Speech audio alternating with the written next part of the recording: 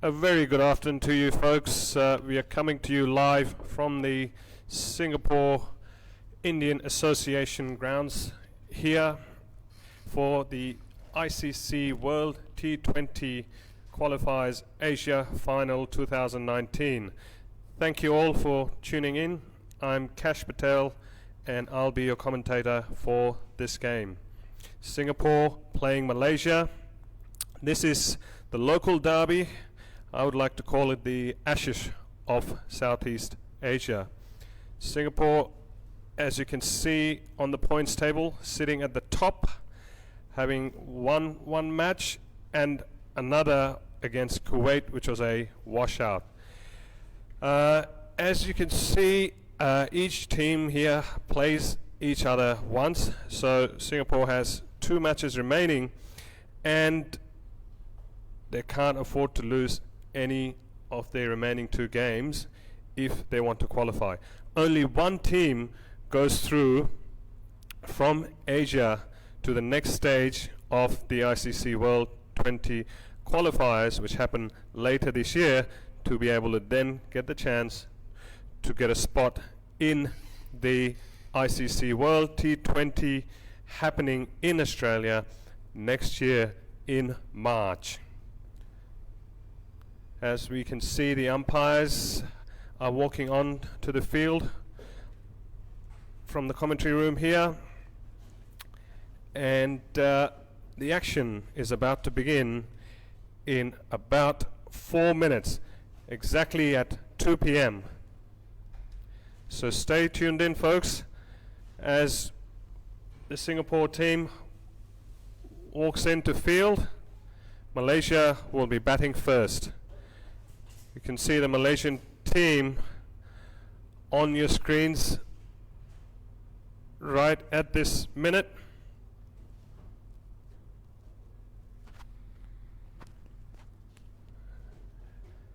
Malaysian batsman walking onto the field.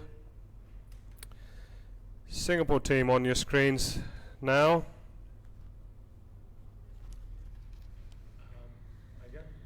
Playing 11, playing 11.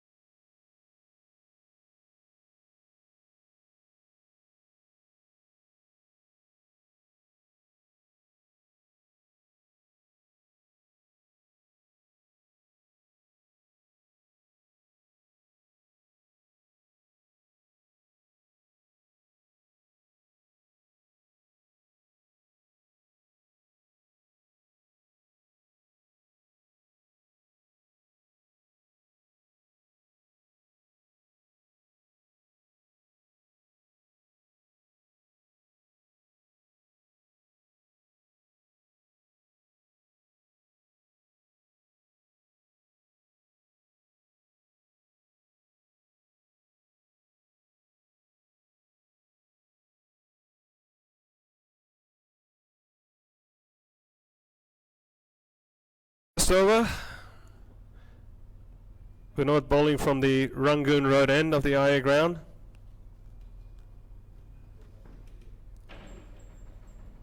This one stays low, played out to mid-off by Anwar, who gets off the mark with a single.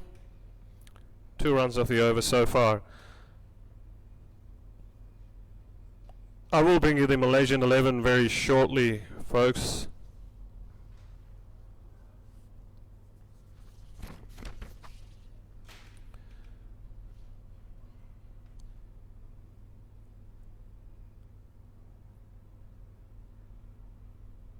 Played down to mid-on by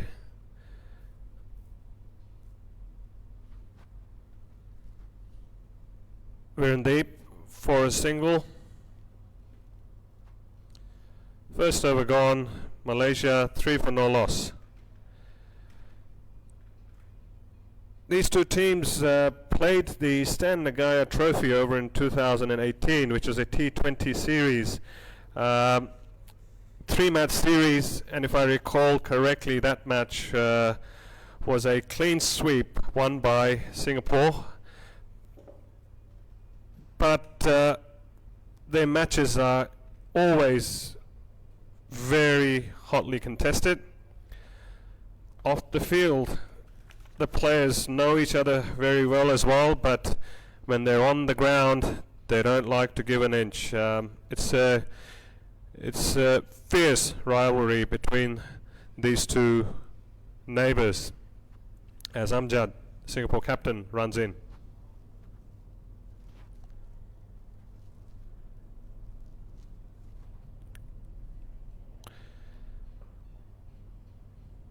Folks, all of you watching at home, thank you for tuning in.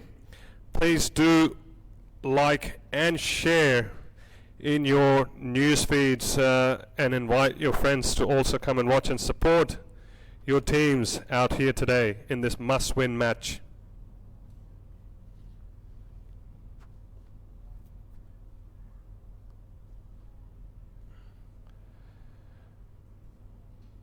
Punched off the back foot by Virendeep, or a dot ball.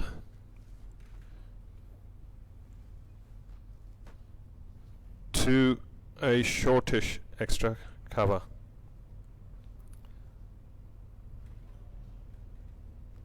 This is Amjad's home ground as well.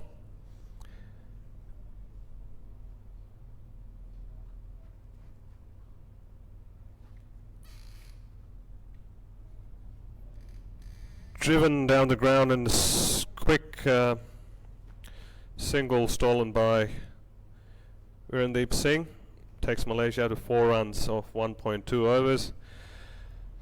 Amjad would be very familiar with the conditions here with the wicket. The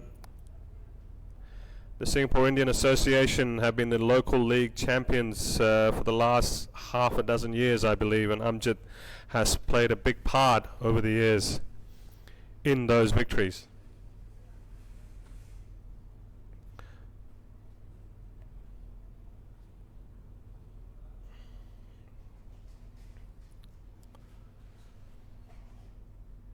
Bouncer there, and a wide given.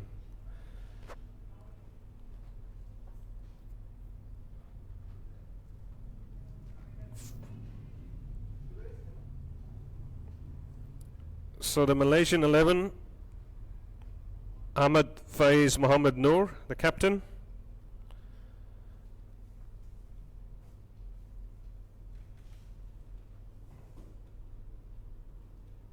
Batsman ready, Amjad running in for the third ball.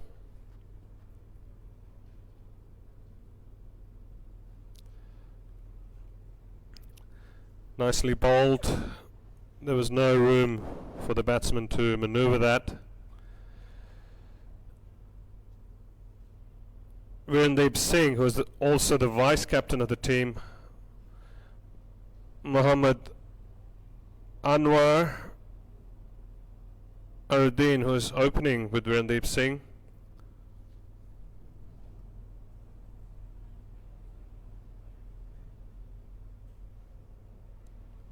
That's guide high. Long on's run around and taken the catch. Malaysia loses their first wicket. As you can see, the replays on your screen here.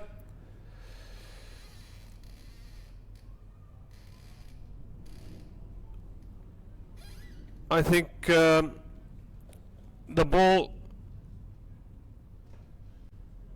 held up off the pitch there, and in the end the batsman didn't get it off the middle of the bat, scooped it up. Long on ran around and took that catch. Singapore is thrilled. Continuing with the Malaysian 11 as the new batsman walks in: Muhammad Sayadat Ramli, Muhammad Anwar, Muhammad Fitri, Muhammad Sham, Saeed Aziz Saeed Mubarak, Shavin Munandi, Aminuddin Ramli, and Neville Christie Leonage.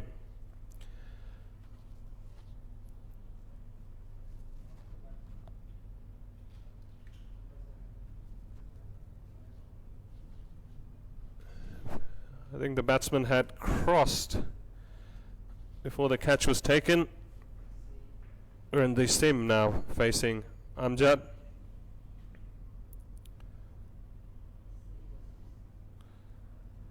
It's played down the ground, dot ball.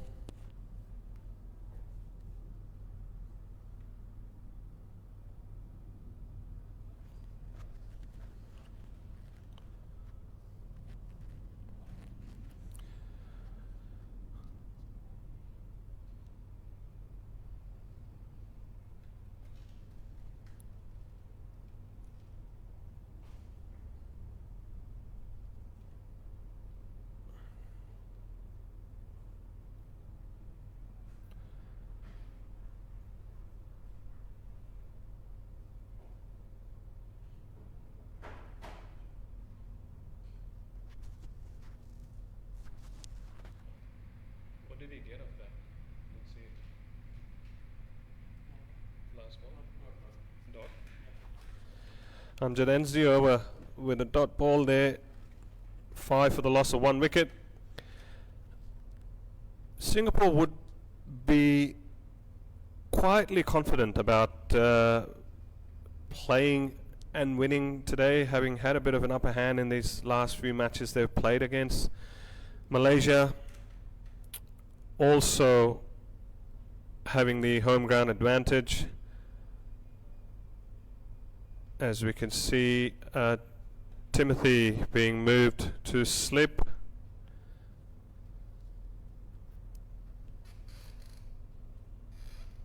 As Vijay Kumar is about to start his over.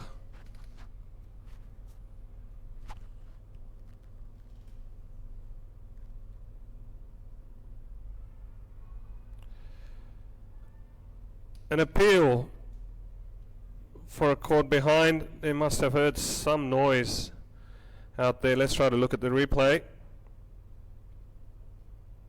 Look close.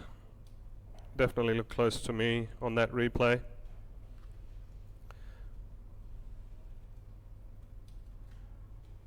Played out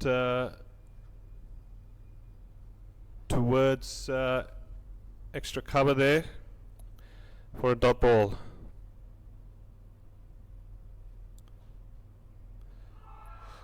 Oh, what a brilliant catch there.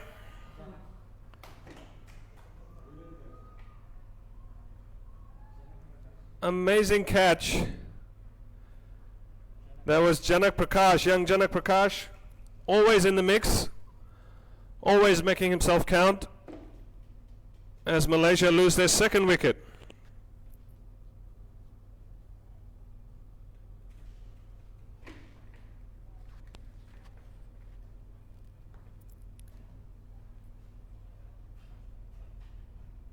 .3 bowled and 5 runs for the loss of 2 wickets. It's a hot day out here today, folks, and the outfield is quite dry and quick. As the new batsman walks in, I would love to see the replay of that catch again as the batsman takes guard. There you go, folks.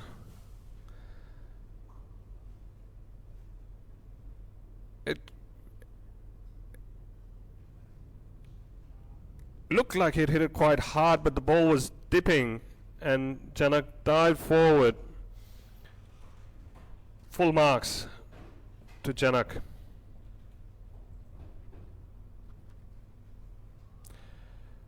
Tried to just guide it down past the keeper.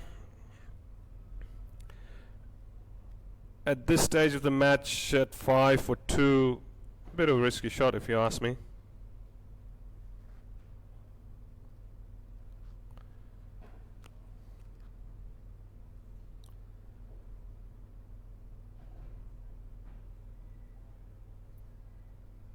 Just try to nudge that ball around square.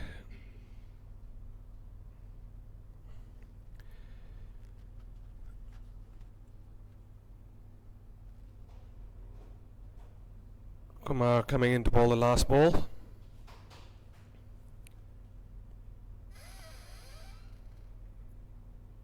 Dot ball. And a wicket maiden. Great start by Selador Vijay Kumar. 3 overs gone. Malaysia 5 for 2. The first 6 overs, as you know, folks, are power play overs. Only 2 fielders are allowed outside the 30-yard circle. The idea being to maximize scoring opportunities. But Singapore has done good work so far, restricting Malaysia. As you can see, the spectators in our pavilion there.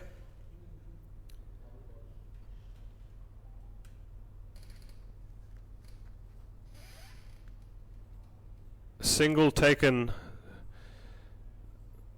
through extra cover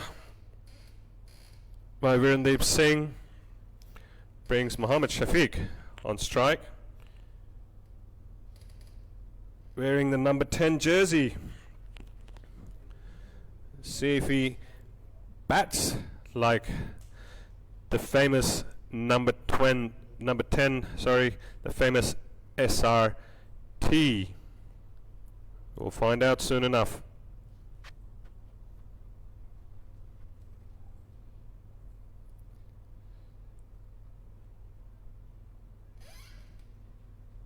Try to just drop that ball to look for that single, but the Singapore players, buoyed by those 2 quick wickets as well, are quick on their feet. Keeper and Point running in quickly to stop that attempt to have a single.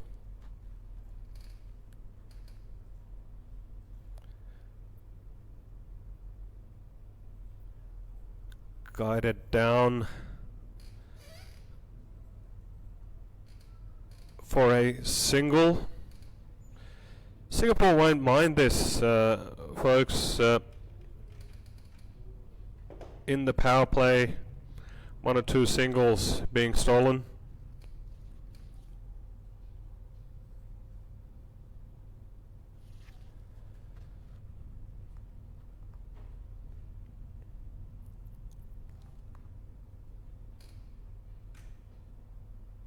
Amjad running in for his 4th ball. Pulled away. Out to deep square leg. Kept down to a single again. 2 runs of this over so far.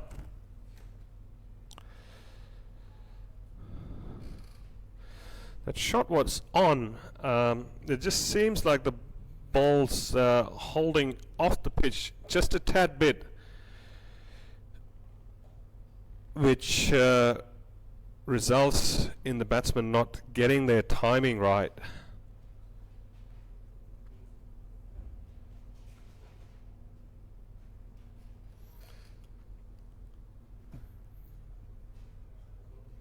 Driven through extra cover for 4 runs by Virendeep Singh. First boundary for Malaysia. Just stood there in his crease and punched it nicely for that boundary. Virendeep Singh, his score is 8 of 8. 6 runs off the over so far with 1 ball to go.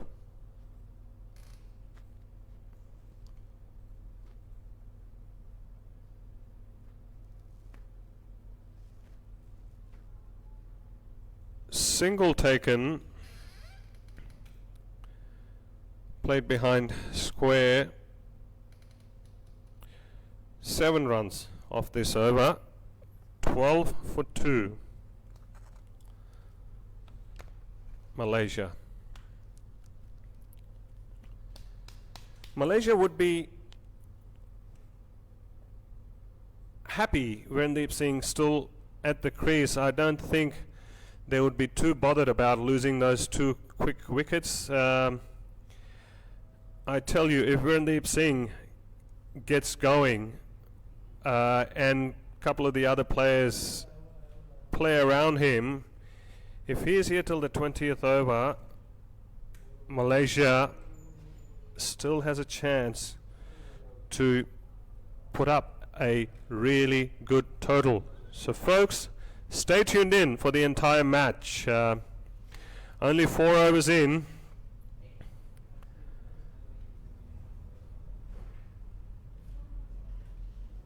Plenty of action to come.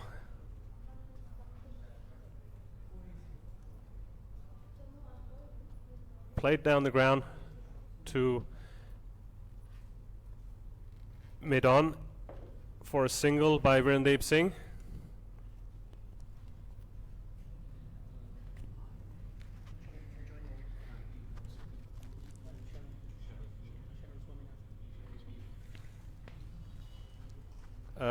Vinod in for his second over. And that's 4 runs. As I welcome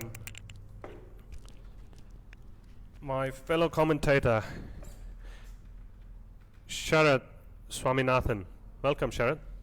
Thanks, Cash. Good to be here. Good day for cricket. Yes, it seems like you brought a bit of a relief for the players, my friend. A big appeal as Shafiq tried to sweep that ball. You have brought a bit of respite here because I can't see the sun. It was quite hot when the match started. Well, that's what Singapore does to you.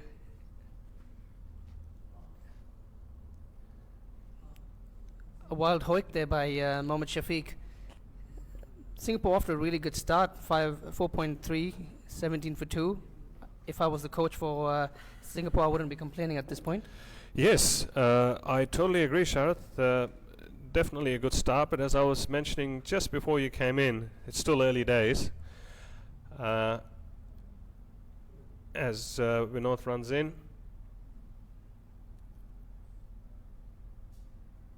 Played behind square, fine leg, sort of runs around for that single. If Virendeep Singh stays to the end, I'm not sure if you've seen him play before here locally in Singapore. He can launch them. He's a good bat.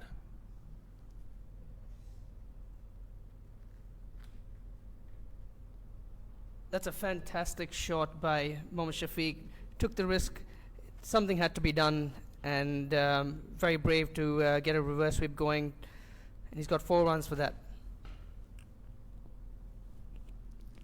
Very well played indeed. Coming back to your point, Cash, yes, no, I have seen Varundeep Singh.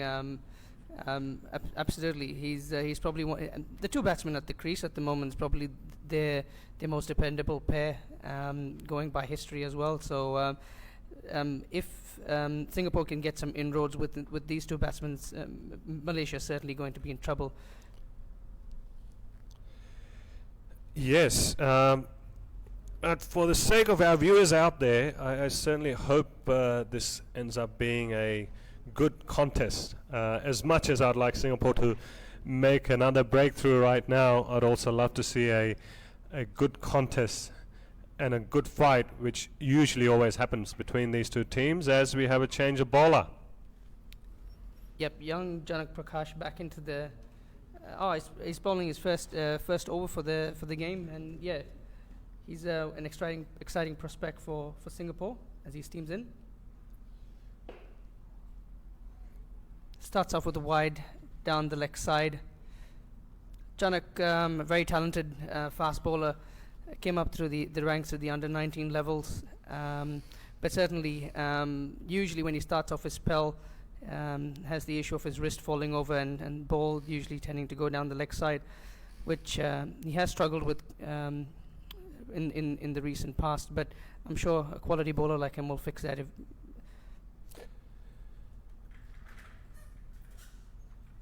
Yes, but a very hard working young man.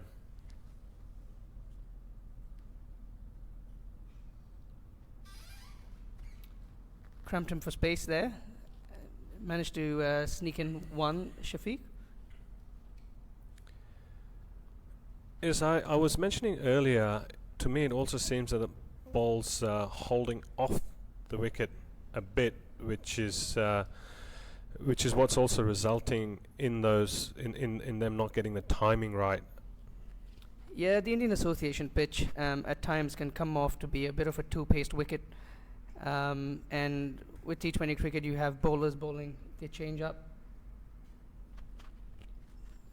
Well fielded of his own bowling. Yeah, because of the 2-pace wicket, and considering it's hot and it's quite dry, the pitch tends to crack and open up just a tidy bit, which makes it a little bit difficult for batsmen. So it's really important that these 2 batsmen, Shafiq and Varundeep, once they've settled in, and in T20 you don't have that much time, but now that they've spent 21 balls altogether, it's critical for them to get Malaysia going to set up a good total.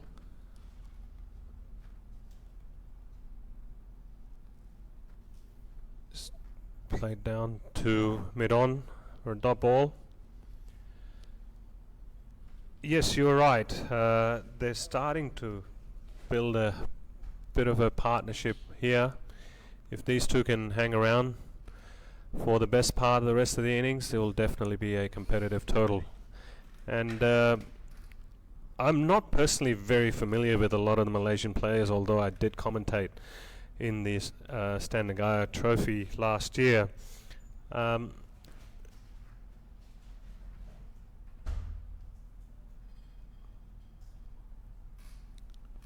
Well fielded there at covers. Yeah, it's been a bit of a seesaw journey between Singapore and Malaysia. Singapore beat Malaysia during the SEA Games, during the round robin stage when Malaysia got the better of them during the finals, but at the same time during the Asia Cup qualifiers, Singapore got the better of Malaysia. So it looks like they're very evenly balanced, and it just depends on how each team performs on a particular day. Just ran that down towards third man. Randeep for another single. 1 ball to come in Janak's over. He's recovered well after that wide on the first ball. Yeah, I'm sure he's pumped. He took the first 2 catches as well, and both of them are quality catches. So pretty sure he'd be wanting to really contribute with the ball as well.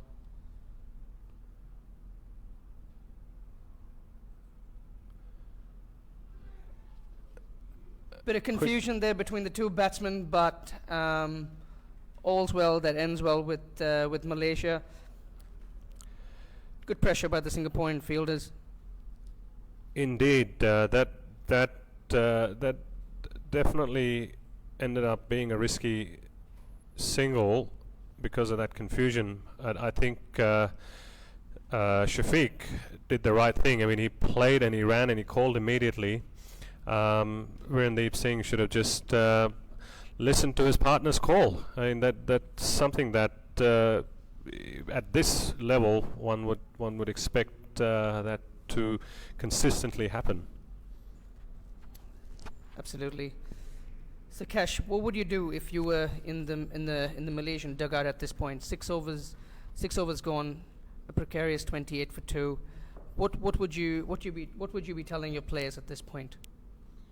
Look, at this stage, now that the power play is also done, I would definitely want them to continue to keep rotating strike, and then just look to put away the loose ones. I mean, really just follow basics. Still 14 overs to come, and even at a 120 plus, if you can get there.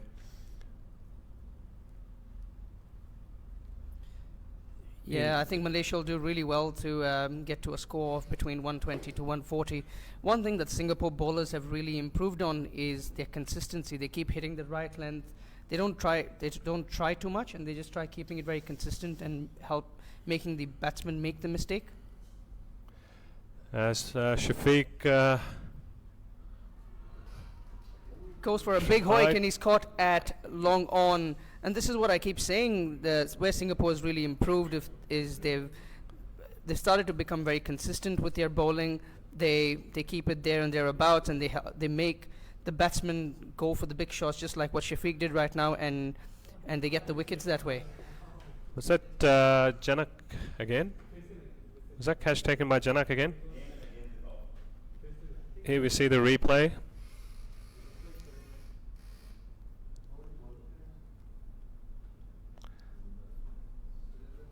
That catch was taken by Surinder, the dashing hard hitter for Singapore. His home ground as well, Singapore Indian Association. I've seen him launch many a sixes just hanging in his crease. It's a treat to watch when he gets going. So you've had one stalwart in Shafiq go, and you've got Faiz come in now, who's also another senior member as part of this Malaysian setup. 28 for 3 after 6.2 overs. Salador, 2 for none. Doing well. He's probably bowled every single ball in the same spot. Yes, we're about to find out. That's the first run of Salador's bowling. He's certainly been someone who's kept things tight for Singapore and throughout their T20 journey, and the Singapore team really looks up to him to contain the batsman whenever he comes into bowl. Yes, and if I'm not wrong, he recently took a 9-4. Was that him? Okay, I've just been informed by one of our local umpires here, well-known umpires here, Richie Abraham, that wasn't him.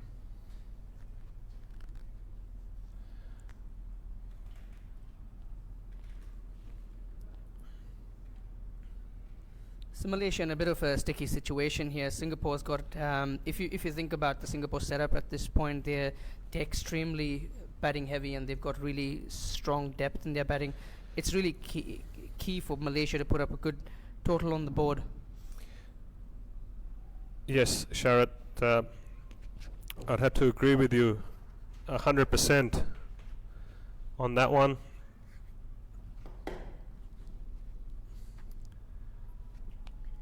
My apologies, it's Sharon, folks. I've kept calling my friend here Sharad. It is the first time that we have met, so I'm sure he will forgive me. Oh, absolutely. Come on. Intentions are always clean.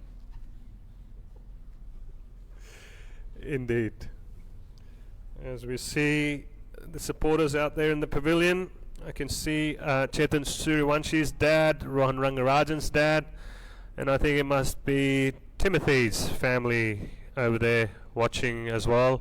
Singapore women's team captain is also watching there. Really good setup here at the IA. So if you're close by, do come along. Good encounter going on between Singapore and Malaysia. Looking at the bowling chain, so we've got a bowling chain. Ananta Krishnan is coming to the attack. Singapore truly going in here for the kill. They've brought in their ace leg spinner to come in and create a bit more havoc into the Malaysian batting lineup. Having a wrist spinner in the squad is always very handy, Cash. Yes. And another player, Ananta knows this ground very well. It is his home ground as well. Good start by Ananta. Gets it up there. Certainly every time you start bowling leg spin, you have a little bit of nerves going in, but good start. Got it up there. Got the batsman driving. That's what you want.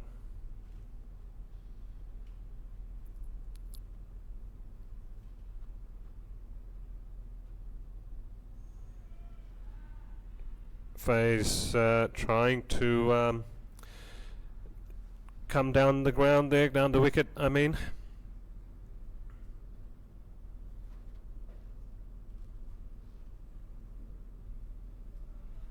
So Malaysia would have come into their batting thinking there are a couple of bowlers they would want to target from Singapore in order to get the momentum going.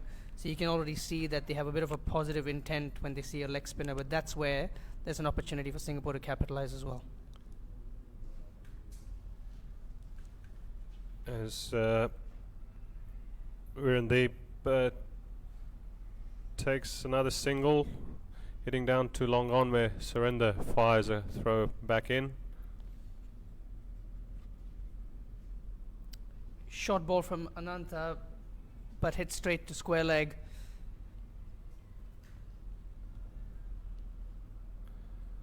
Started off really well. First two balls up there. Probably wanted to contain the batsman and pulled his length a bit shorter. Key ball here for Ananta. Much better ball. Great fielding by Rowan. He really elevates Singapore's fielding with his fielding at point. He brings a lot of coverage on the field. Rowan Rangaraja. Oh yes, very fit young fella. Another cricketer to come through the local ranks. I believe he was 15 or 14 even when he played his first game for Singapore, or 15 was he? We just we're having a bit of a laugh here in the commentary room. Someone just told me 10. Rohan Rangarajan.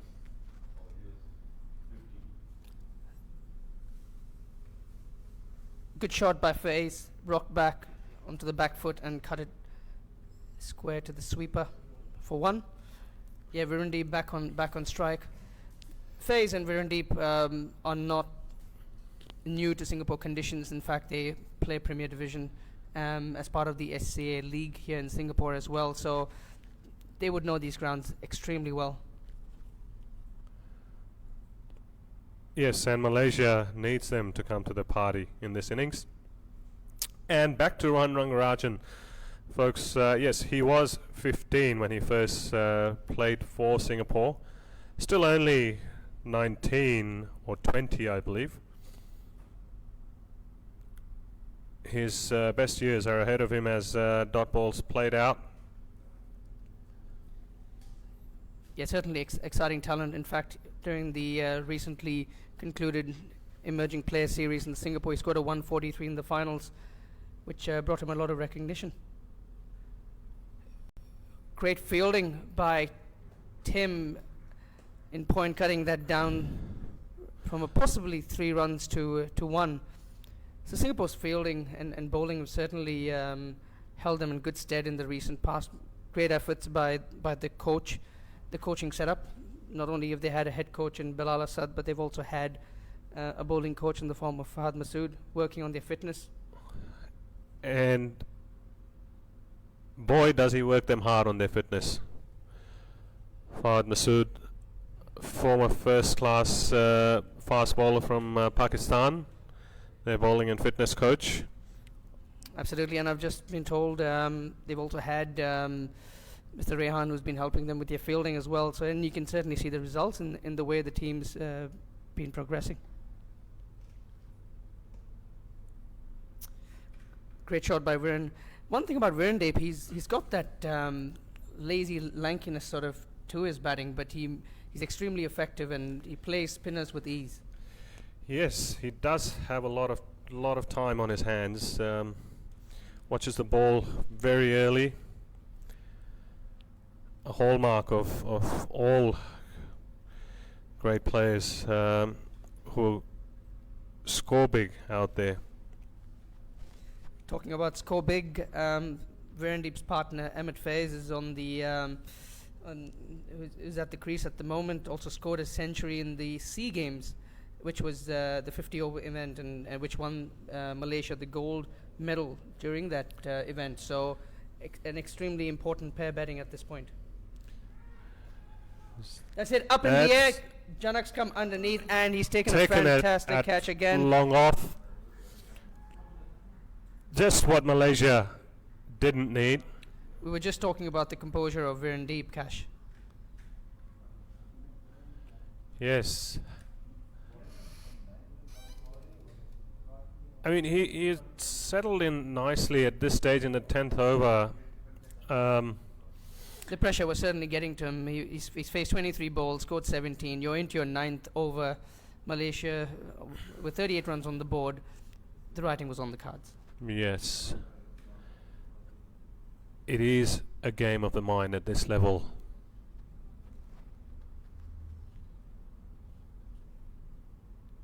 He knew it straight away. He hadn't got under it as he hit it. You could tell he had already started to walk, knowing that the ball's going to be caught.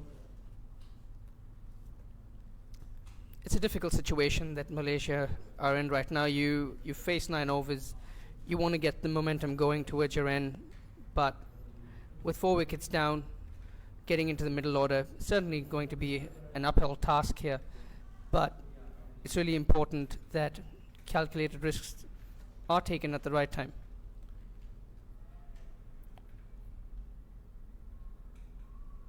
Tried to cut there, but there was no room for him.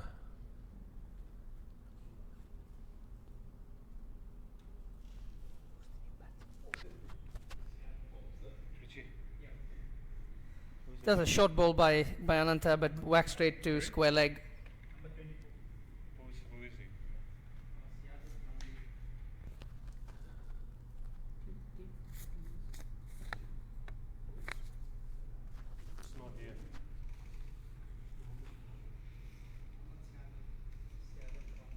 The new batsman come in is Mohammad Siadat Ramli, another experienced campaigner with the Malaysian squad. They're definitely going to need him to draw on all that experience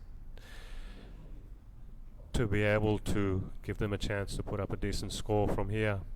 They would need to add at least another 60 in the last 10. That's a shot down the ground, and it's gone all the way. Extremely brave batting by Mohammad Siadat, just coming into the crease. Second ball down the track, straight over the bowler's head. That's the confidence that Malaysia needs at this point. They have to take the calculated risks, and that in that ball it actually paid off.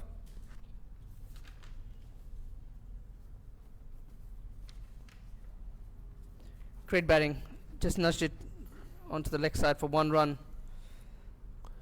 it's important that Malaysia has someone who comes in and just gets assertive and drags the Malaysian team towards a good total. Indeed. You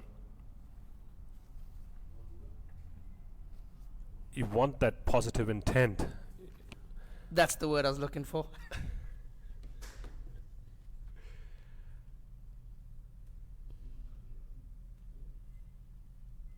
In the end, fortune favors the brave.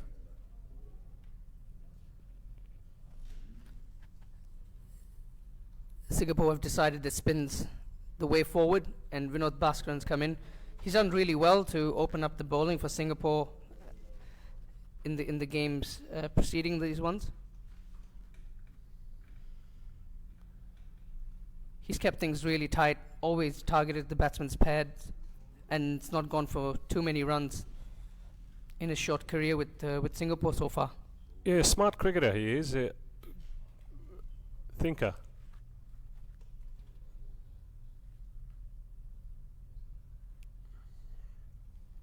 Very traditional left arm, orthodox action, just walking straight through into the crease, nice high arm release, and going through the ball. Nothing uncomplicated about it.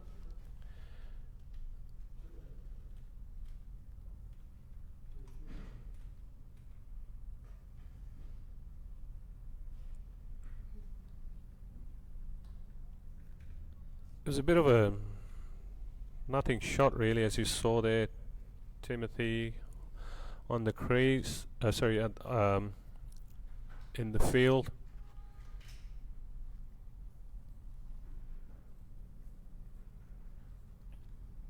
Tucked away by Faiz for a single. Faiz, who scored that century during the SEA Games, is also now a program coordinator for the Bukit Jalil Sports School cricket program. So was Shafiq Sharif, as part of the Malaysian squad, which is an education scholarship for cricketers around the country, which is a fantastic initiative. I would have to agree with that, Sharon. I was watching the interview the other day as well, and the president was saying that most of them are contracted players, and the fact that they're giving back to the system in the form of education and cricket, it's just really good to see. Definitely.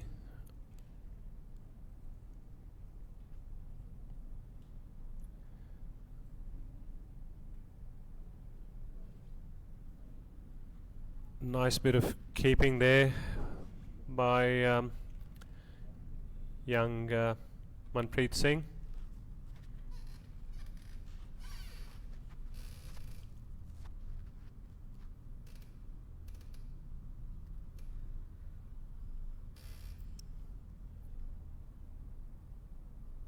Single to end the over.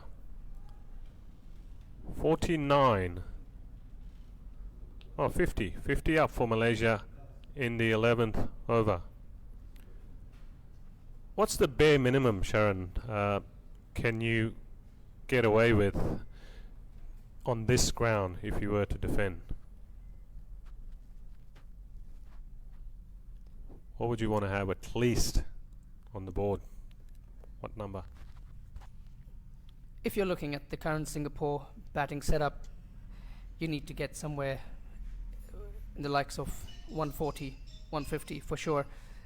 They're playing at home, they're playing on their home ground, a lot of depth in the batting, and a lot of brave cricketers as well. So certainly 150 would be idealistic, but if you look at 50 for 4, Malaysia would do really well to get in the 120, 125 space. Looking more and more unlikely, although if you're a Malaysian cricket fan, you would, I'm sure, not agree with me. That, like you pointed out earlier, Singapore bowlers... He's come down the track again, and he's hoiked it over long on. Fantastic shot by Mohammad Siadat. He's come in with a lot of intent. He's come in, and in his first 7 balls, he's hit 2 sixes. That is great intent, good batting. This is what the crowds come to watch. This is what makes cricket exciting. This is what T20 is all about. Absolutely. Couldn't agree with you more, Sharon. As the umpires thought that they had lost the ball, they're trying to recover. It's gone behind the commentary box here, almost to Balestier Road, just past the ground. I'm really enjoying the way Siada's come in and approached his innings. He's come in with no fear, and he's basically said there's one way or the highway. Yes, well, you do need someone to grab the bull by the horns, as they say, if Malaysia is to have a fighting chance of putting up a good total. I would say bring on some more sixes, Singapore fans. That will only make the game more competitive. The players taking a bit of a break while the umpires replace the ball. The entire bowling unit surrounding the umpires, trying to gauge what's the best ball for this particular situation. Looks like they've come to a conclusion. Yes, I mean, you would want to keep the momentum going. I mean, you wouldn't want to waste too much time. And they're ready. Hanata is ready to fire it in again. Third ball of the over coming up.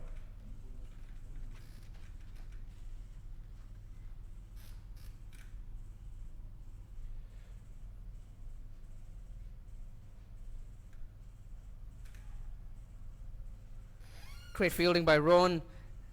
Again, that's another example of how he saves runs in the field. Really good fielder, very energetic. Yes, I would have to say at least a half a dozen saved so far.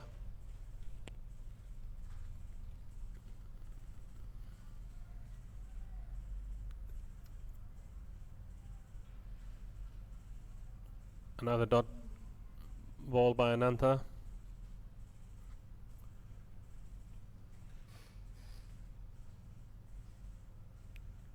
Great shot, rock back onto the back foot, pushed it away to a long on for a single.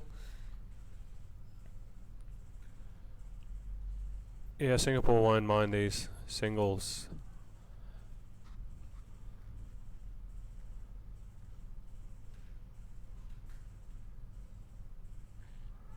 And he's got him. Smart stumping there. And he's got him. Wild hoik by Ahmed Faiz. A lot of these experienced Malaysian cricketers, in order to create something, losing their shape and not hitting the ball cleanly. And that's just another example. Yes, I would have to agree. And weren't you mentioning that Faiz also plays in the local league here? Absolutely, he does, yes. So he would also be familiar with the IA pitch. Yeah, absolutely. But this is what pressure does to you, and this is what expectations of getting a good score as well does. So, again, if you look at it, 12 overs, 57 for 5. Yeah, it's very important that someone can come in and with a steady head, but at the same time are able to take that calculated risk. What Siada just has been doing since he's come in. Yes, but from the batting side of it, with 5 wickets down and now getting into the lower middle order, how familiar are you with the rest of the lineup? Do they have any more good batters left? Generally, at this level, you will have capable batsmen. And considering they've played a lot of Singapore and they know the different players, but you'd need someone to really stick their hand out. So, Aminuddin Ramli's also been part of the setup, and Siada are probably their last hope. Yeah, well, someone will need to stick around with him to allow him to do the job. Rotate strike. Saeed Aziz, who got out trying to hit Vijay Kumar Salador over long on, was a massive scalp for Singapore. In fact, the last season just gone by, he's got a double century in the Premier League for CSC. Wow.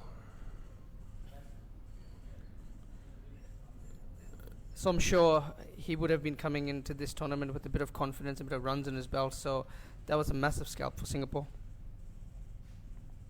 Good job by Singapore so far, as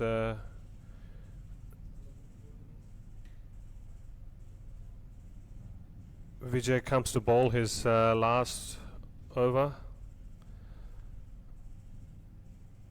As you can see, the scoreboard on the screen now stands corrected, 3.1 overs. Single off that first ball, Ramli on strike, facing his first ball. Well played. Straight through the covers for 1 run.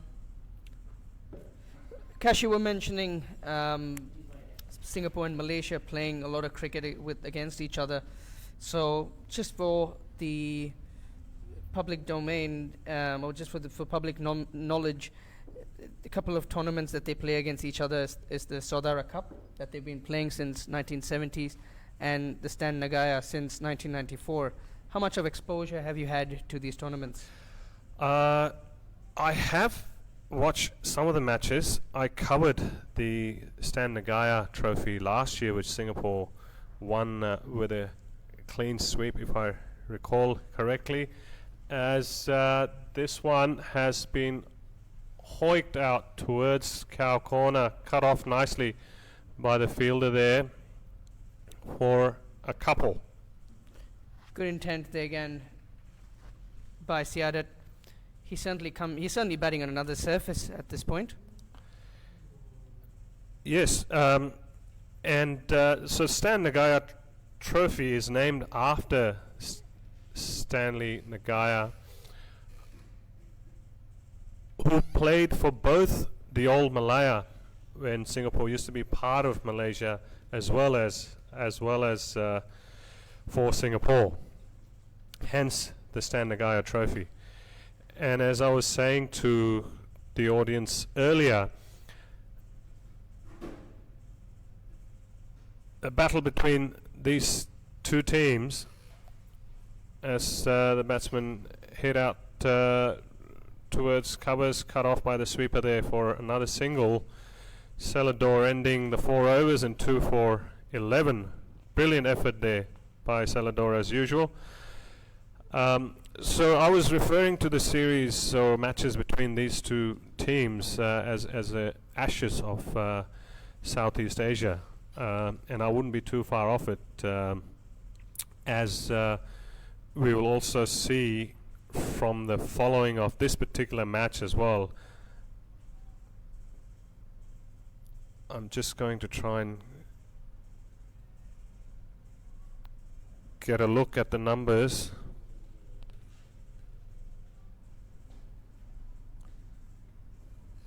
Just on that point, I've got a really interesting stat here. The Saudara Cup has been played since the 1970s, and Malaysia lead Singapore 13-9. Yes, I was looking that up earlier today as well. They do, but Singapore has definitely caught up. It used to be 13-6 to Malaysia. Janak Prakash back into the attack, hit down the ground by Siadat for a single. And what's really interesting is Saudara in Malay means kinship. And the fact that they have a Saudari Cup as well for the women's team just goes to show that as much as there's competitive cricket, there's actually good relationships between the two nations. Oh yes, I was saying that earlier off the field. There's great camaraderie. As Ramli tries to charge at young Janat Prakash, resulting in nothing.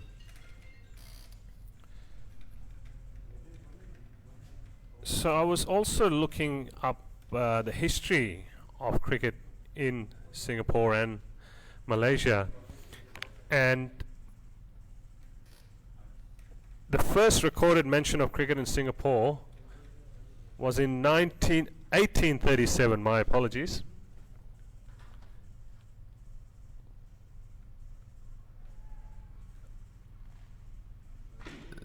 It's a short ball and he's gotten away with it. And It's just a that's slower the first bouncer. Yeah, one for the over. It's a slower bouncer too. Nicely bowled there by Janak.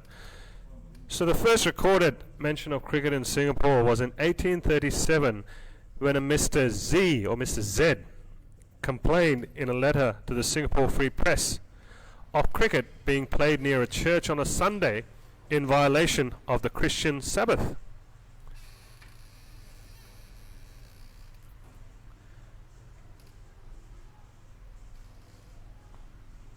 He's absolutely creamed that ball to sweeper.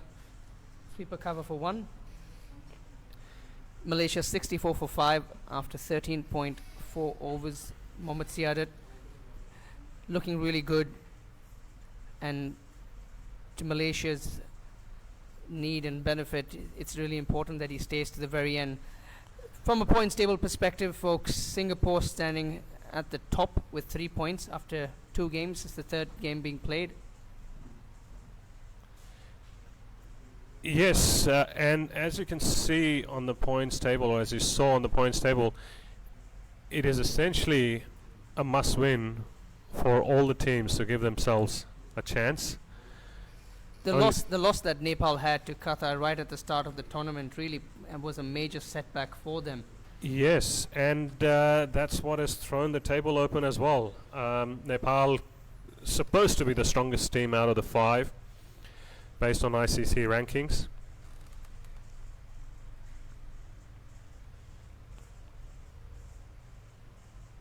Tried to hit that straight down the ground over the bowler's head. I think Janak Prakash managed to get a little bit of a tip on it to slow the ball down. Another single. Good over completed by Janak, only 4 runs off it. Bringing back that history of cricket in Singapore bit I was reading you guys. So essentially, with that complaint in 1837 by Mr. Z, this resulted in cricket being banned on Sundays, a prohibition that remained in place until the 1930s. Would you believe it? They were not allowed to play cricket in Singapore on Sundays for that many years. I won't complain with that, Cash.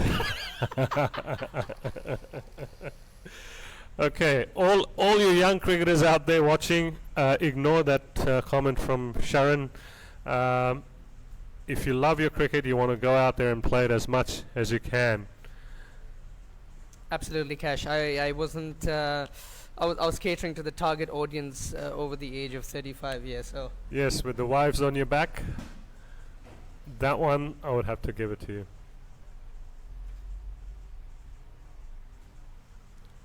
Appeal by Vinod, but looks like the ball was sliding down leg.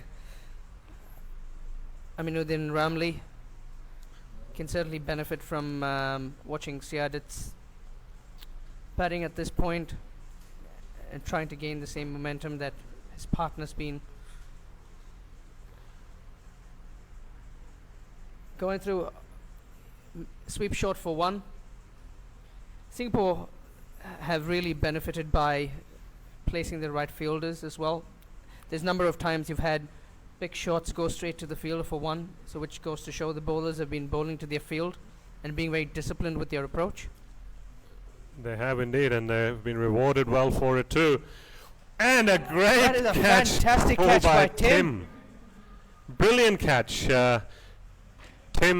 Timothy David, a new addition to the Singapore team, as the batsman tried to reverse hoik that over Tim's head. Tall lad Tim took a great one-handed catch, as you can see on the replay.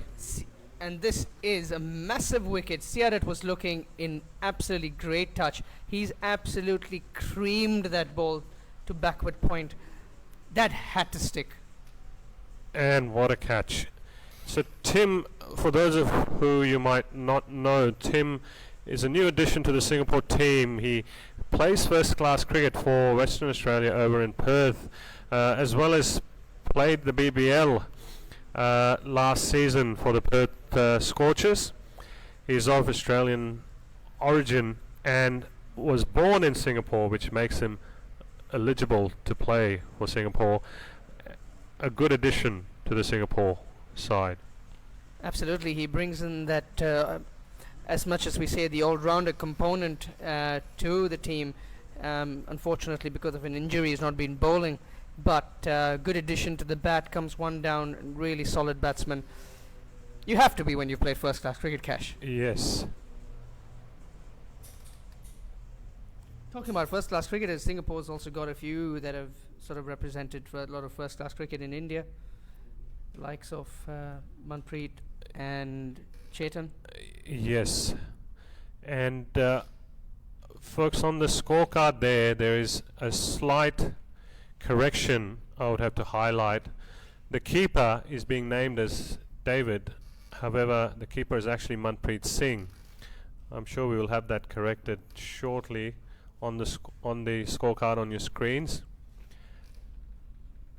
Again, swept out to deep square leg. Well run couple, as the fielder had to dive there, which allowed the batsman extra time.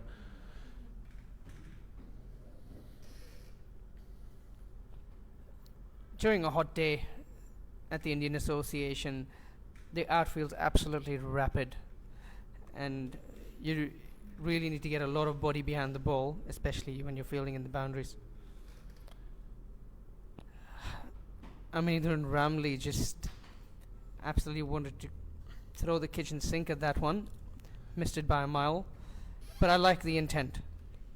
Oh well, 5 overs to go. 4 wickets in hand. They want to try and maximize every ball from here on. With 5 overs to go, we've got the skipper of Singapore coming into the attack. He's going to be extremely dangerous at this point because he's not only someone who can hit the block hole with his yorkers, but he's also got the back of the hand slower ball, which is extremely effective. And considering the pitch is holding up just a tad bit, it's going to be extremely dangerous for the Malaysian batsman. Agree, Sharon, and I'm sure he will also be keen, Amjad, the Singapore captain, to come good today. He didn't have a very good outing on the first game by his standards with the ball.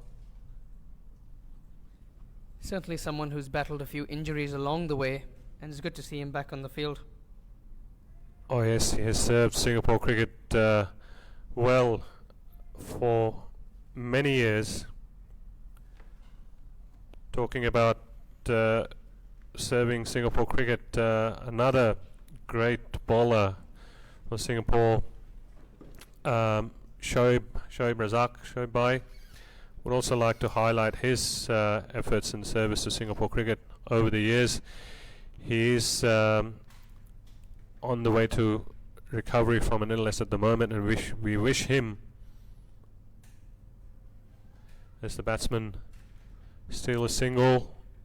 They tried to look for an overthrow, but it was well covered by the Singapore fielder. Yeah, I would like to wish Shoaib Razak, Singapore fast bowler, former Singapore fast bowler, all the very best and a speedy recovery from all of us here.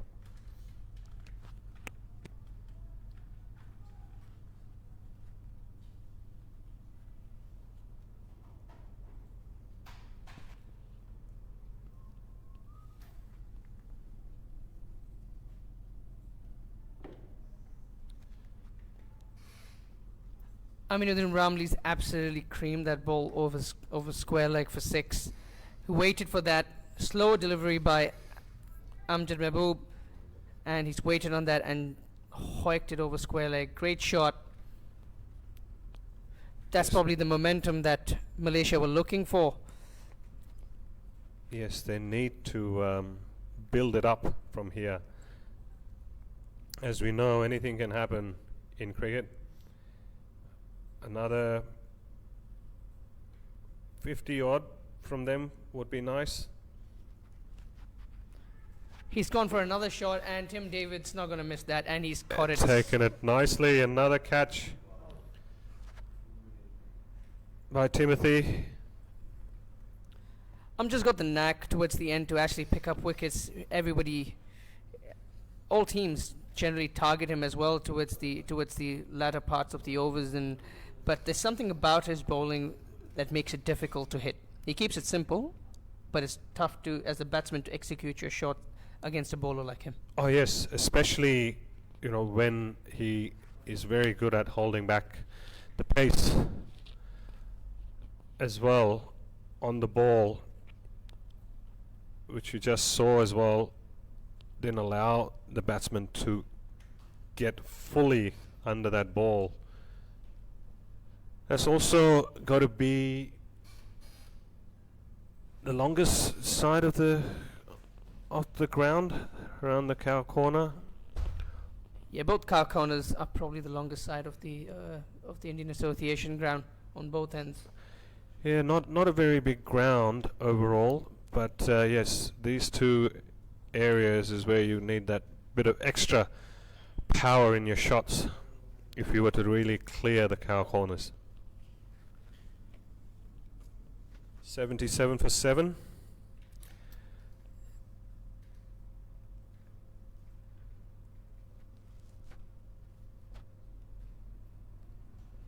And that's a single stolen between point and cover.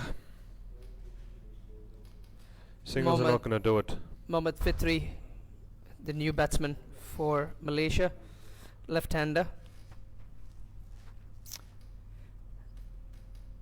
That's the Malaysian team on your screens. One ball to go for Amjad.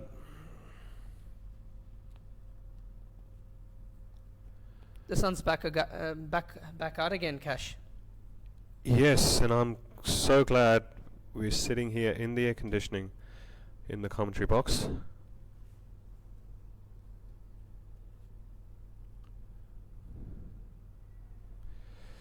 It's quite an interesting run-in for Amjad as he approaches the crease. Yeah, he does a lot that goes against what a typical fast bowling action would be. Yes. You run in one rhythm, you take your big stride, and you drive through the crease. He has more of a run in right up to the very end and jump in where all the momentum sort of lost. But that's when it goes to show he uses a lot of shoulder, and he has really good wrists to bowl that slower ball. So, Yeah. for kids out there, probably not the ideal action, but at the same time really effective though. Yes, indeed. I mean, it almost looks like he's about to, as he approaches the stumps, he decides not to want to bowl and go for a walk. and back he zooms in again. Well, if you ask him at this point in this heat, he'll probably want to do that. Right about that, Sharon. As Anantha comes in for his third over. This is going to be interesting. Malaysia wanting to up the ante towards the last 4 overs. You've got a wrist spinner coming in. At this situation, it's highly unlikely that Malaysia will stay quiet. Opportunity for both teams to... Yeah, well, I am just wondering now with the lower order and catch and hit straight to covers, and he's got him. straight out to extra cover. Amjad kind of leaped in the air. I mean, he's got a heavy frame, almost would have caused a mini earthquake in that part of the ground. But good catch in the end. Like I said, Cash, this is the moment where they wanted to capitalize, and it worked against them. But at the same time, good call by Amjad to bring in Anantha, and he's picked up his 3rd wicket. Brilliant, brilliant effort there. All Singapore bowlers today. Anantha Number 1 on his jersey, definitely delivering like the number 1 bowler at the moment. 3 wickets in his pocket.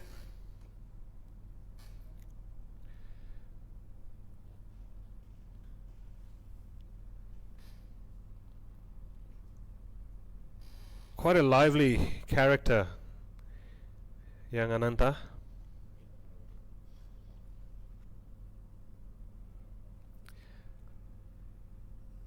That's well bowled again. Bit of pressure on from the fielder. 1 run scored. Malaysia do really well to get to 110, 115 at this point. Yes, it definitely would still be a below par score. It would take a special effort to win from that. There was another interesting fact that I picked up when we were talking about the history side of it, not so much between these two countries, but Singapore actually played a visiting Indian team here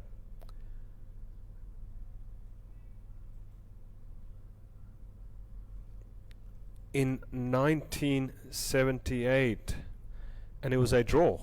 I was actually trying to see if there was a way for me to find the scorecard online. I would have loved to have seen who was playing then.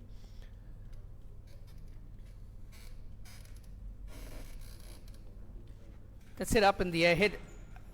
Chance for Tim, and he's dropped it. Oh, if you ask Tim, that was probably an easy catch by his standards, but certainly a difficult chance overall. Ball trickled away for 4 runs. Neville Christie going inside out. Tough shot to execute, but he hit it well. Yes, a welcome boundary for Malaysia.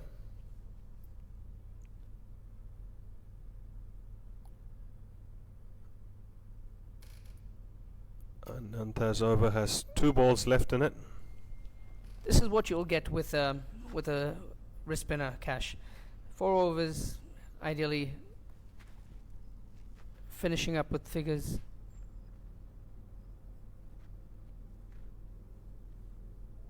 Cut off by deep square leg there, just a single.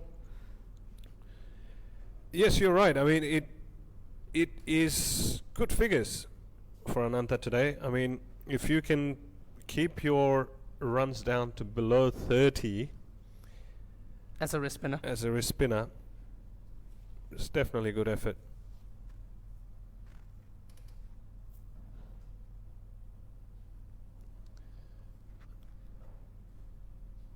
So Cash, you were asking what does the batting look like for Malaysia. That's just an example there. These teams have played with each other so much that even a batsman coming in towards the end can come down the track to a wrist spinner like Ananta and milk him through long off, long on. So shows that they know each other really well, and even the batting order right at the bottom can play with that confidence.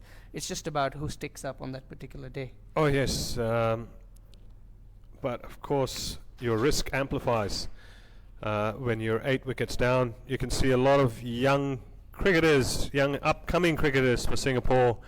Young Rahul Gune there, the shorter kid in the yellow t-shirt. He scored a century in the ACC Under-16 tournament held in Thailand recently. I can also see young Ishan Govil right behind him. He was also part of that ACC Under-16 Singapore national team. Some talented young cricketers up there. The future of Singapore cricket, Ranveer Mungla, is there as well as Janak bowls the first ball, single. Coming back to the under-level cricket, such an exciting time for any nation, you know, that's up and coming to play your under-15s, under-17s, under-19, be it the ACC or the ICC tournaments globally. Such a fascinating experience, and it's something that makes not only develops the kids from an individual standpoint, but also for their parents who've sort of invested so much into them. It's a great way for the kids to even just give back to their to their parents for their upbringing. Oh yes, and with the T20 focus that ICC has, for the associates, did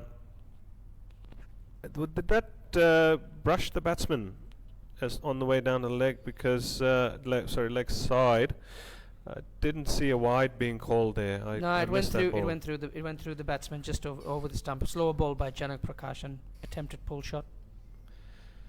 So yeah, with the ICC having that focus on T20 for the associate nations, with 16 teams playing in the T20 World Cup, which is what just waiting for Janak to bowl that ball, tried to pull that away, only a single, cut off by deep square leg. It's a very good opportunity for youngsters. In fact, with all the burgeoning T20 leagues all around the world, so even young cricketers from associate nations, you know of the young Nepal spinner, is it Lamichhane? Sandeep Lamichhane. Yeah, Sandeep Lamichhane played in the BBL. There's a lot of history to that, Cash. I'll just take you through that in a second, and probably just for the audience benefit as well. So he played the under-19 World Cups, and he was recognized by Michael Clarke for his leg spinning talent. And Michael Clarke took him to his club in Sydney, where he got a lot of exposure. And through that process, he was identified as being the next big thing. And from there on, he got the opportunity to play the IPL and the Caribbean Premier League, and it's fascinating just to see him in this tournament as well. So that's got through him. the gates. Great ball by Janak. You miss, I hit. Bowled a couple of slow deliveries, and they cranked it up, and like you said, straight into the batsman, and it's tough for batsman down the order to actually execute a shot on that. So. Oh yes, but you can't fault young Fitri for attempting that shot. 2 more overs to go. Malaysia at 88 for 9. Not a good story for Malaysian fans. However, folks watching out from Malaysia and everywhere else as well, it ain't over till the last ball is bowled, till that last run is made. So you never know what's coming up next, although the Singaporean fans would like to believe that this should be an easy assignment for them coming in to chase this kind of score.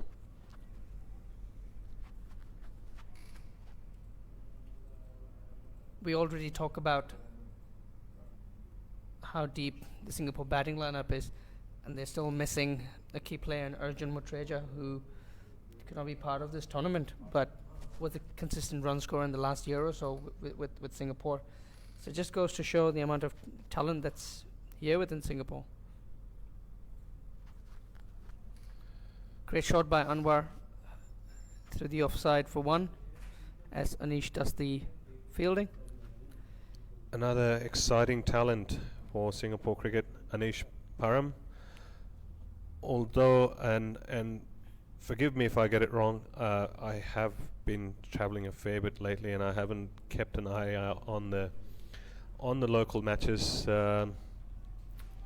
Lately, Anish hasn't been in overall great form as he's the standards that he's used to or accustomed to. Would that be right? That would be right, Cash. But he's a quality player. He's rescued Singapore on a lot of occasions. He plays for the Singapore Cricket Club here in Singapore, and is one of their key batsmen. About 8 months ago, he was the person that scored a century against Oman in the Asia Cup qualifiers. He was the top run getter in the Asia Cup qualifiers, and that was a tournament with the likes of UAE, Hong Kong, Nepal.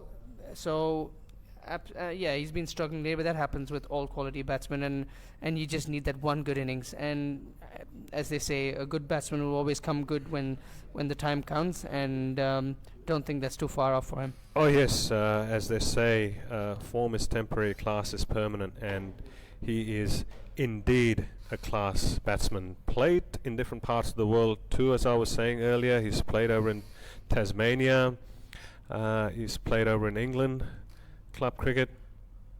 Very experienced.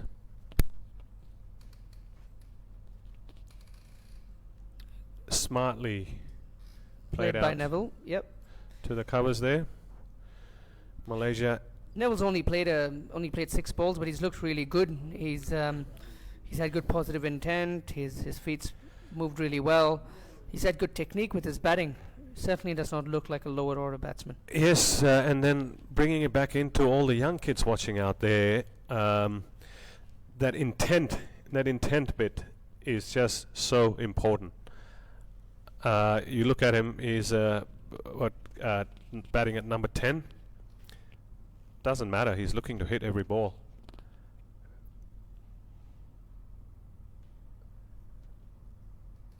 That's what you want, and Anwar steals another single. It's funny that you mentioned that, Cash.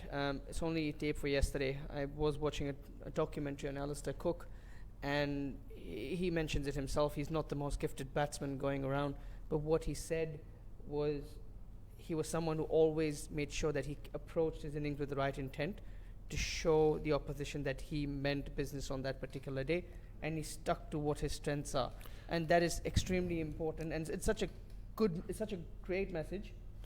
He set it up. That should be taken as the fielder runs in from long off. And he's got him. Takes it. Chetan Suryawanshi, the stalwart of Singapore cricket, former captain until very recently, runs all the way out from long off to take a nice catch. Malaysia all out for 92, and they will certainly be disappointed with your efforts with the bat. Certainly this wasn't a 92 sort of wicket.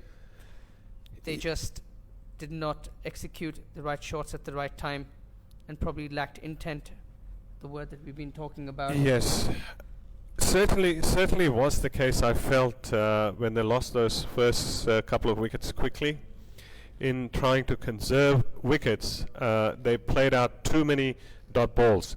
And whether it's ODI cricket or whether it's T20 cricket, when you bring it back to the basics, you must look to run hard.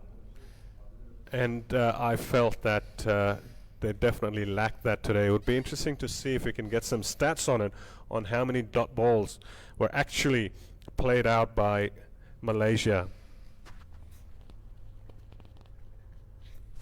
So folks, the Malaysian innings has ended. Umpires walking off the field and the ground staff tending to the wicket.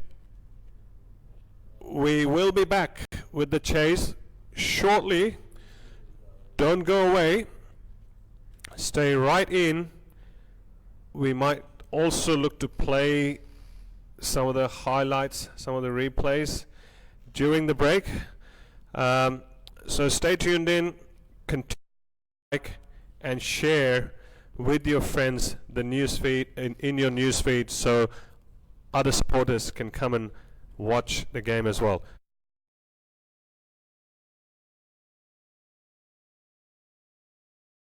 Be back with you shortly. Don't go away.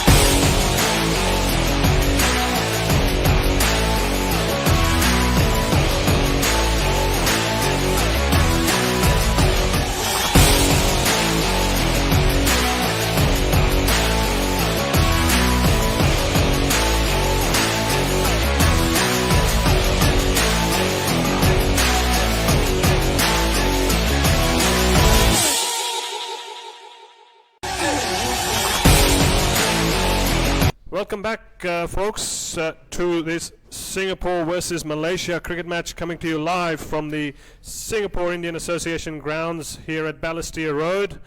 Singapore about to commence their chase of 93 runs for a win, or to get a win in this ICC World T20 Qualifiers Asia Finals.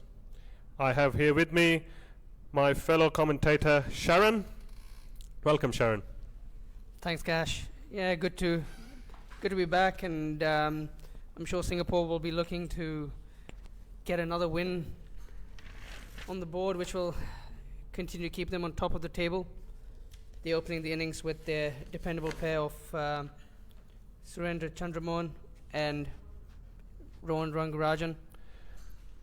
Yes, two of my favorite players. Well, I'm biased actually. They're all my favorite players in the Singapore team, having watched them play closely over the years. But Rohan Rangarajan is another one of those players, as you were talking about Randeep Singh earlier. Very classy batsman, technically correct batsman, but watches the ball very early. And I like to say for him that he, in fact, has so much time on his hands that he would even have a sip of a cup of tea before playing his shot. Yeah, that's what all elegant batsmen have. Malaysia opening the bowling with Neville Christie, left armour, coming in. Tends to bring the ball back into the right-hander. Starts off with a full ball on the off, left alone by Rohan.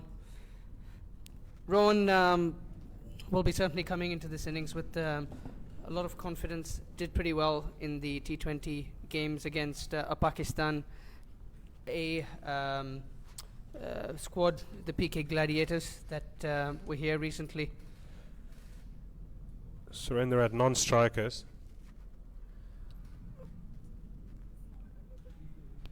Energetic appeal by Neville. Ball certainly going down the leg side. As we see on the replay, good swing by the bowler, good control. And nicely played out by Rohan, that ball. And with that length, it is so important to get your head to the ball. You've seen some very good batsmen getting out as well when you have that kind of swing in the ball. And he's bowled him. Oh. He's gone through the defense of Rohan, ball swinging in, and he's cleaned him there. He tried to play him out towards mid-wicket, tried to play over the infield, the ball staying very low. He absolutely threw everything at that. You don't get his head down to the ball. His head just lifted up, bit expansive, and he's gone. Very unlike Rohan to be playing the ball across the line. He tends to hit straight down the wicket. Or should I be calling this the commentator's curse? Probably it is. We've been talking him up quite a bit, Cash. Yes. And yeah, he's had one of those off days, as Tim Davids come to the crease, comes in with a lot of reputation behind him. He's got a charged up Neville Christie coming in, dipping the ball into the right-hander. This is going to be an interesting contest, folks who are watching at home. Do like and share our feed. Get more supporters to come in and watch.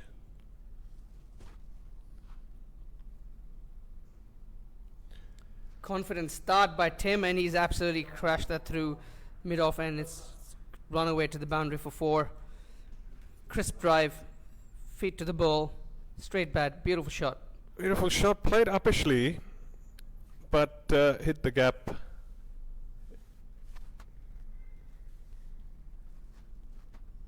Absolutely. Pierced the field. Good confident start by Tim. He'd enjoy that. Yes, and so will the Singapore fans.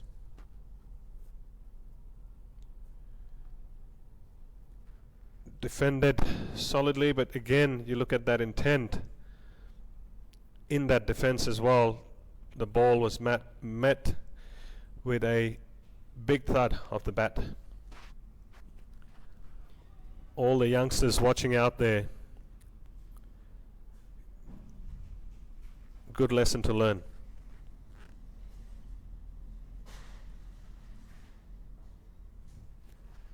Tim's hit that straight to mid-off with a quick no. Looking really good. 3 balls in. He already is looking to stamp his authority in the game.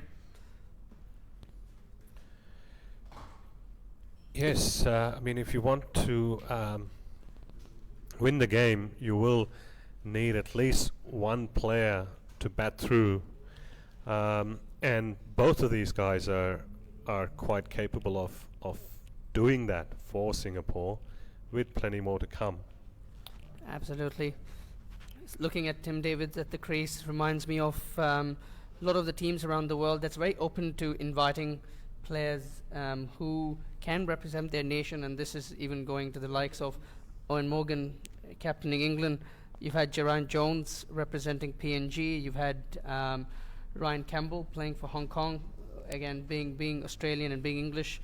You've had the like of John Davidson represent Canada, being Australian And origin. who was the Australian origin player who played for the West Indies, or who also had Brendan a West Indian? Nash. Brendan Nash, that's right. Who had represented Queensland in state cricket, and got the opportunity to represent West Indies. It's just fascinating. And even the likes of Usman Khawaja, Fawad Ahmed representing Australia.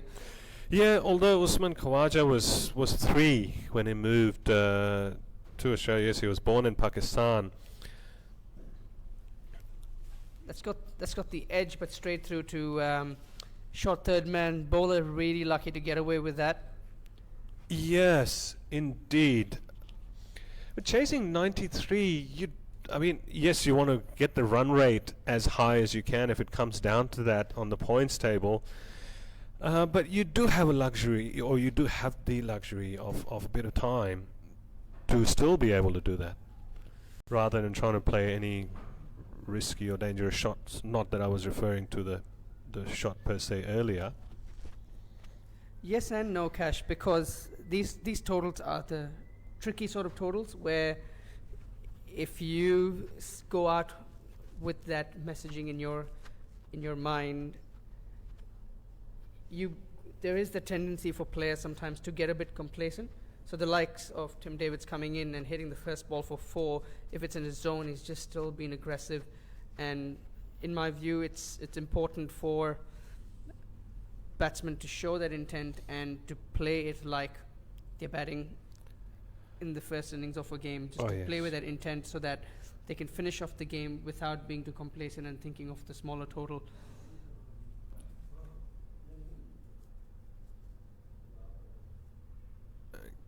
Okay, still get a single from that one. He wouldn't complain about that, folks.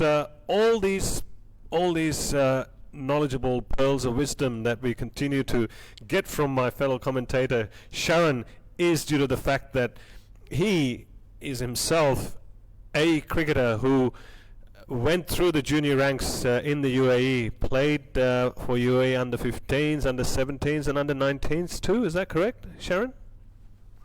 Yeah, Cash, you were not. You were good bowling by Aziz. You were not supposed to bring that up. No, I wanted to highlight that because you like these cricketers out there, especially having played in an associate cricket nation, would know the effort involved, and specifically, it all comes down to that passion side of it. So, I would love to hear your story so that our viewers can also, especially the young kids out there, can learn from it. Well, Cash, you've put me on the spot here, so Look, it's really important when you love the game so much. You spend a lot of time. You need to obviously enjoy the sport. So maybe we'll just let this ball go through first. What a shot by Tim. He's absolutely creamed that. Went like a whistle. That was a brilliant shot by Tim. Gave himself a bit of room and absolutely creamed that through mid-off and covers. Or as Ravi Shastri would say, I was hit like a trace Tracer bullet. Yeah, it's good to see him batting with that intent and batting with that confidence, just coming in and not letting the bowlers dictate terms. And that's a close call by the bowler. Probably got a little bit of bat onto that. As well as he was coming quite far forward into that shot, that probably also helped his cause for that particular ball. Yeah. But yes, please keep sharing your journey, your experiences as we go through this innings. Definitely a lot to learn for young kids from it.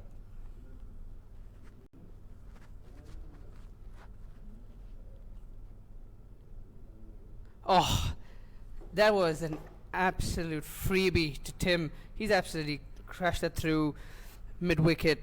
And it's a no And ball it's as a no well. ball, which means it's a free hit next ball. So this is going to be very interesting.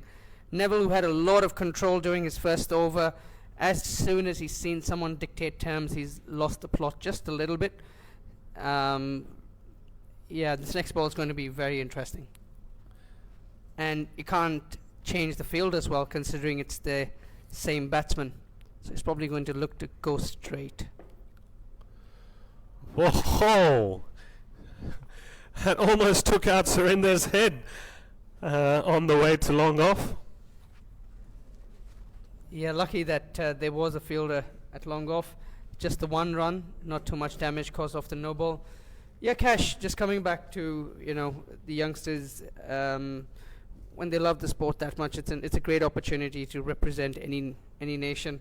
And a lot of time has been spent as well. But what is really important is to get the basics right. When it comes to batting, when it comes to bowling, it's really important for them to know the kind of player they are and use that to their advantage, and not to try something that's not something that's within their skill set. And it's really important for them to be really disciplined as well. And what I mean, well played by Surender. Probably will come back for 2. It was very nicely placed. He knew exactly where those fielders were. Yeah, so just coming back, it's really important for a youngster to be extremely disciplined with their cricket. I see a lot of youngsters here in Singapore sometimes rock up to games with their kit bag not even opened up from the previous game, or just sometimes they come to games and the wrong T-shirt's been bought. So it's really important for them to have a lot of discipline, and that shows that they appreciate the game. Oh, that could be a run out, and it's very close, and he's gone.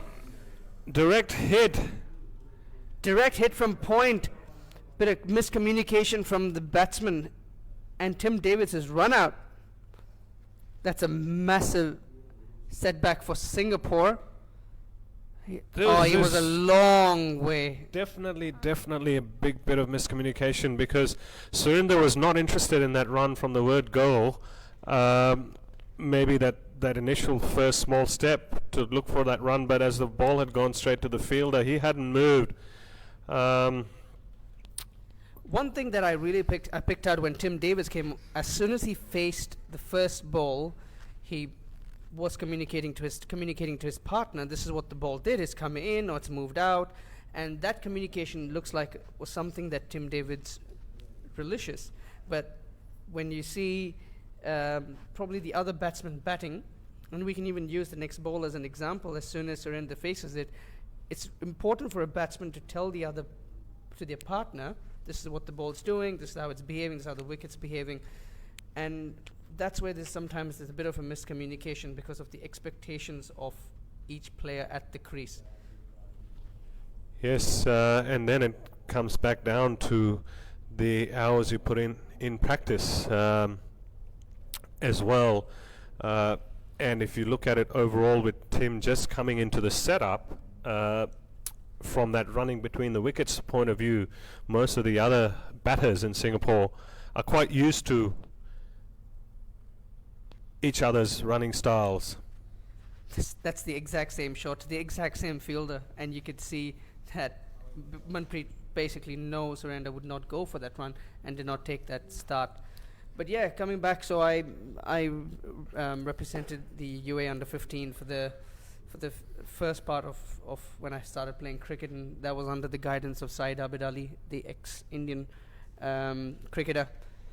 And moving on from there, went on to captain the under 17 for the UAE, and at that point we had Roger Binney as part of our coaching setup, which was playing the usual Asia Cup qualifiers, the World Cup qualifiers, and so yeah, it was a fantastic experience because the likes of Angela Matthews was captaining Singapore, Sri Lanka.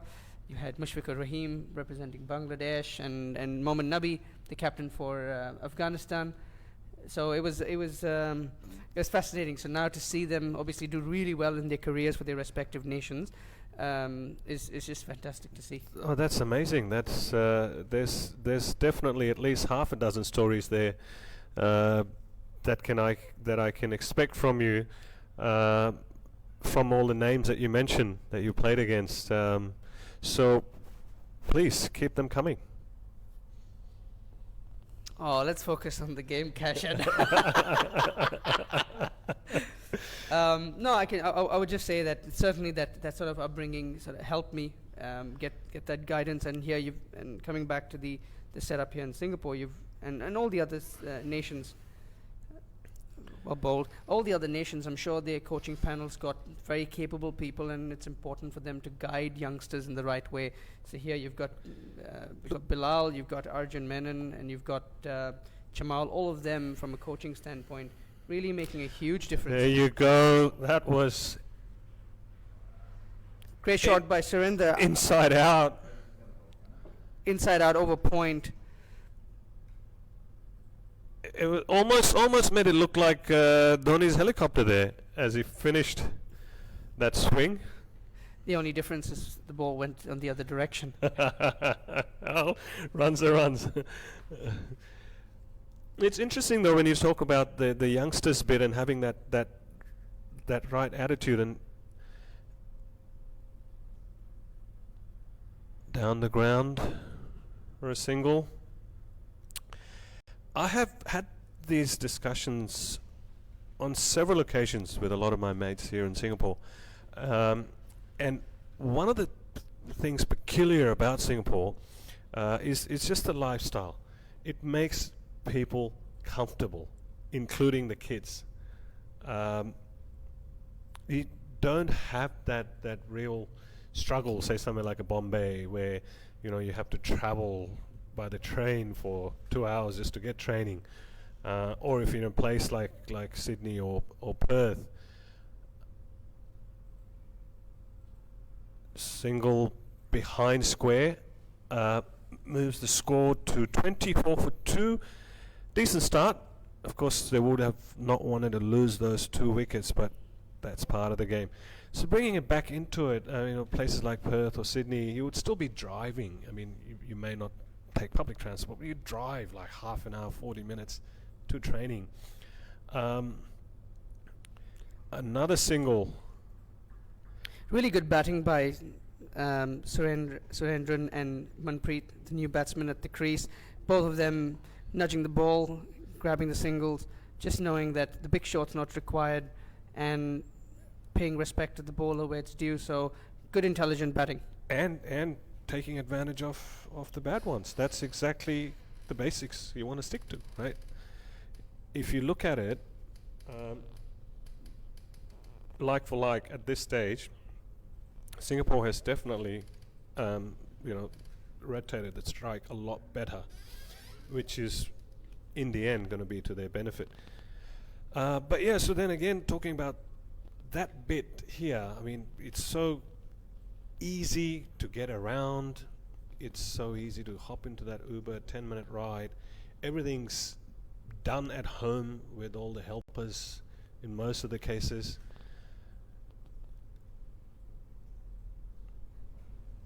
It's a wide down leg side. They go for the single, and they manage to sneak in a run as well. So that's 2 runs without a ball being bowled this over. Look, Cash, yeah, there is that convenience factor here, but that should not come in when it comes to sporting. When it comes to sporting, everyone for various sports, not just cricket, should go through that rigor, and it's really important because that sets the foundation for a good sporting career, and that is something that all kids watching should make sure that they push themselves and they go at 100% every time they're at training, and they also know when to execute their skills and when they need to sort of be a little bit conservative as well. So it's really important for kids to understand that, and that only comes through guidance. And it's really important for coaches and assistant coaches to play that sort of role. But what kids can do is to bring the right attitude, and that attitude is what will take them to the next level. You read my mind on that one as I was about to state exactly that. Driven hard down the ground by Surinder for a dot ball there, 29 for 2, Singapore of 4.2. Yeah, good shot from Surinder for no run. He's someone who does not probably have the best technique, but he's an extremely effective batsman and can hit the ball a long way. He was the top run scorer for Singapore in the T20 qualifiers going down leg. He was the top run scorer in the T20 qualifiers just before this tournament for Singapore, and hence would be also entering this tournament with a lot of confidence. And he knows the pitch like the back of his hand. It's something that actually he keeps in his back pocket. If you ask me, I've seen him score a number of centuries on this ground at will. There was one that I remember distinctively where he scored 100 dot ball there out to point or more backward point, where it was a reduced T20 to 12 overs because of rain, and he scored a century in the 9th or the 10th over when he had opened the innings. So he knows this pitch really well.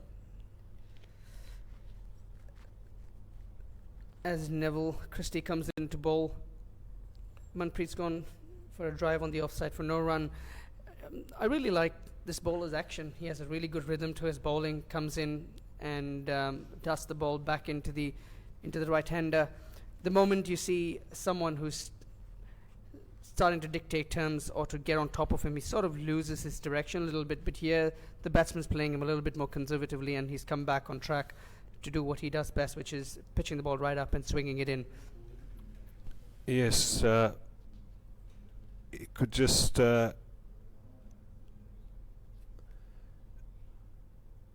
it's straight back to the bowler. It could just help him to try and avoid those wides. Never helps a bowler's cause. 5 overs gone, 30 for 2, folks. As Surinder takes a quick sip of water in this heat. This heat is quite sapping, Cash. Yes, the humidity. When I first moved here, I always tell people this story. I used to get really annoyed when I was out walking on the streets because I just thought people walk so slowly in this place. But then 5 minutes later, I would be all sweaty. It's like I had to go home to have a shower and change my shirt. That's when I figured out this is why they walk so slowly, and I started doing that. So yes, it is the heat can be sapping. You can see Chetan Suryawanshi's dad there in the white shirt. Single stolen to mid wicket. They walk so slowly, and I started doing Saeed that. Aziz So coming yes, in for his second over, had a decent first over just for 3 runs. He's become a well-known figure here in Singapore, Cash. He's a As I mentioned before, in a Premier Division game against CSC, he scored a 200, which is not very common these days. Had an absolute single stolen ball on the field, wicket. and nice contributing from Malaysia with the ball. Aziz coming in for his second over. Yeah, it was again another one of those almost like a slower. You slowed down the pace on that ball.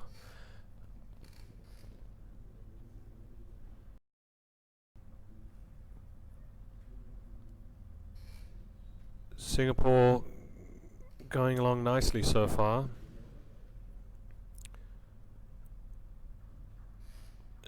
Driven out to mid-on for another single. Keeps us, or brings us back to that bit about the importance of rotating strike. Another thing all the youngsters out there should be looking at this Singapore approach to try to inculcate that in their games. What Surendra just did over there was something very typical to him. He tends to gain some momentum by lifting his front leg. Not a proven technique for batsmen around the world, but does him well. That's what and absolutely marooned that one. And that's a 6. Bang. Almost ended up as a flat 6. It's just funny that after lifting his leg, he ends up in the same position before lifting his leg, but it's just that it gives him some momentum. Oh yes, but see that's the thing that they say, right?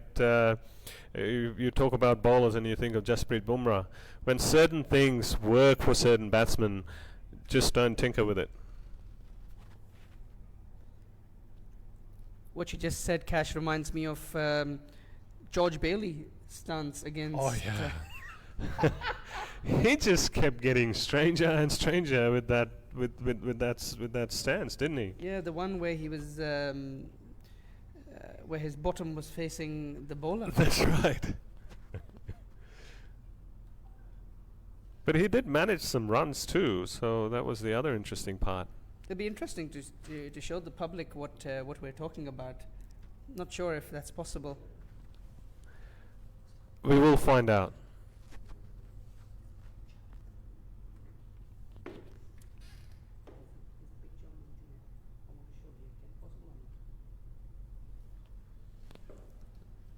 Okay, 6 overs gone, 38 for 2, folks. You know, when you were talking earlier about attitude and having that right attitude, Sharon, I was reading this article about a young lady who is a world champion in fencing for Singapore in the junior ranks.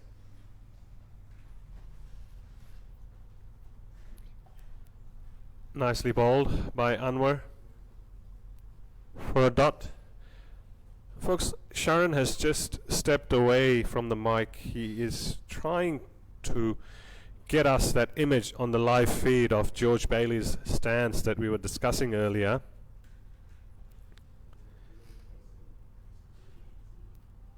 But talking about that attitude bit about bringing that 100% to the field every single time.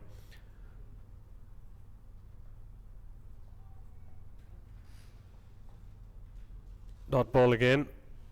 Not every day is the same, of course. And there will be days when you may not feel 100%. However,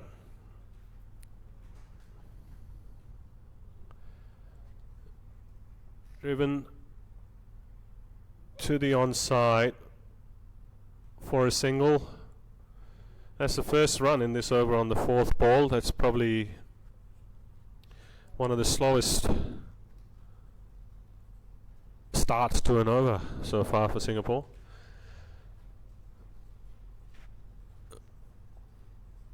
Dot ball to short cover. So yeah, on those days, this young lady was talking about those days when she wouldn't feel at her best, where she wouldn't feel like she wanted to be there because of whatever reason, but at the same time she would bring it back for herself by reminding her or herself that regardless, I am here, so I should be giving that 100%. And that's what always kept her going, and that's the attitude bit which is required if you want to succeed. It's all about controlling the controllables, Cash. So if that's something within your control, you give it 100%. Things that are not in your control, you leave it out. Spot on, Sharon. And so I have been successful in sourcing the images, and we were talking about how certain people have certain habits, and if it works for them, they tend to stick with it. So not sure if the viewers have had experience or have watched the likes of George Bailey of Shivnarayan Chandapal batting, but we've been lucky enough to find those images, and we'll put that up shortly, and we can just talk through that a bit, Cash. That sounds good. Always good to get different perspectives, and definitely when it comes to that George Bailey stance, though, I wouldn't recommend to any youngster out there